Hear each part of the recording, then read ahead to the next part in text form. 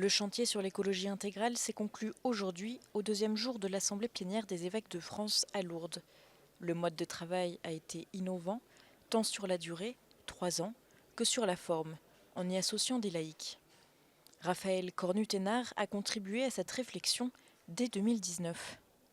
Pendant les repas, on a des retours et il y en a pas mal qui me témoignent du fait qu'ils ont eu une prise de conscience de la crise écologique. C'est-à-dire que pour beaucoup, ils sont tellement pris par leur travail pastoral, par la vie des diocèses, que là, ça leur a permis d'ouvrir les yeux sur un sujet crucial et pourtant aussi important, qu'est la crise écologique, la crise environnementale à laquelle on est confronté en ce moment. Et le fait qu'elle a un impact et qu'elle crée de la pauvreté, en fait, c'est des sujets dont beaucoup d'évêques ont pris conscience à travers ces travaux et qui a déjà un impact dans les diocèses. Et ça, c'est le dernier point, c'est que on voit que le nombre de délégués diocésains à l'écologie a triplé en 3 ans. Donc c'est merveilleux de voir qu'il y a un impact local. La conversion écologique, elle est liée à notre conversion à nous, tout est lié. Et je pense que ce travail de conversion, à la fois pour l'Église, pour nos pasteurs et pour nous, elle ne fait que commencer.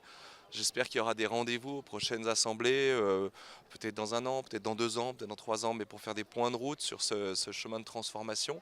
Et puis j'espère aussi qu'on aura, voilà, que cette conversion écologique, elle se fera dans les diocèses de façon durable. Voilà, le travail il commence aujourd'hui. La conversion à l'écologie intégrale est un processus de long terme, à commencer par des démarches locales. Ce qui se vit, c'est une église qui avance, une prise de conscience, des engagements, des formes de conversion, pas forcément spectaculaires, mais néanmoins avérées, authentiques. Et vraiment, c'est une source de grande joie. Et d'ailleurs, c'est une joie qui a été très partagée. Ça me paraissait essentiel d'être là pour les graines à semer parce que je me suis dit tout ce qu'on a emmagasiné de richesse pendant toutes ces 3 ans, qu'est-ce qu'on en fait? Parce que même si on a déjà des petits engagements ponctuellement dans des paroisses ou dans un diocèse, comment on va en faire profiter les autres? Donc l'objectif d'hier et de ce matin, c'était justement d'avoir un petit peu une boîte à outils avec plein de propositions dans tous les domaines. Et je pense qu'après, c'est à chaque lieu, chaque mouvement, chaque diocèse de s'approprier ses priorités, ce qui va lui parler le plus pour arriver à redonner la dimension de la Laudato Si là où on est.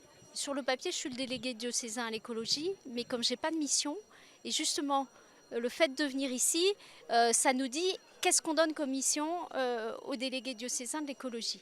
Et que pour moi, ça ne peut pas être tout seul, et qu'il faut, pour moi, pour mon diocèse, vraiment reconstituer une équipe pour savoir quel projet pour le diocèse et comment on aide les projets locaux à grandir. À écouter de nombreux évêques, si la méthode ne doit pas être systématisée, elle a permis une prise de conscience et un dialogue auquel les laïcs ont contribué. Ils nous ont apporté une détermination assez forte. Ce sont des gens qui sont engagés dans cette question de l'écologie intégrale. Donc ça a un peu fait bouger nos lignes, ça nous a un petit peu secoués. Ils ont un peu mis la pagaille, comme y invite le pape François de temps en temps. Alors ça déstabilise un peu, mais c'est aussi un bel enthousiasme qu'ils nous ont apporté. Et puis les quelques petites provocations qui nous ont obligés nous-mêmes à aller plus loin certainement. Donc ça nous a, je trouve, amené à donner le meilleur. Et puis c'est aussi un visage de l'Église qu'il est beau de montrer, même si on ne peut pas travailler que comme ça, mais c'est une belle manière de travailler. Et donc cette séquence sur 3 ans, donc c'est sur le temps long, avec différents angles d'approche, a été finalement très stimulante. Je ne sais pas les fruits qu'elle produira, on les laisse à l'Esprit Saint, mais je pense qu'ils seront beaux. C'est vrai qu'on sent que beaucoup de chrétiens sont prêts à se mobiliser, mais il y a besoin d'une feuille de route, il y a besoin d'un schéma, d'un processus qu'on puisse expérimenter et qu'on puisse faire aussi au niveau de tous les diocèses pour s'entraider. Donc chaque diocèse évidemment le vit d'une façon propre et particulière, mais le fait d'être entraîné dans la communion de tous les diocèses de France est très encourageant. En milieu de journée, ce temps de travail s'est conclu par un engagement solennel sur l'esplanade de la basilique du Rosaire. Nous reconnaissons que ceux et celles qui cherchent à vivre une écologie intégrale en respectant la terre, la vie et les plus pauvres, dans chacune de leurs décisions, se trouvent en tension dans les différents rôles qui sont les leurs en tant que producteurs, consommateurs, parents enfants, citoyens. Dans l'après-midi, les évêques ont travaillé à huis clos pour faire le point sur la mise en œuvre des résolutions de lutte contre les abus sexuels dans l'Église.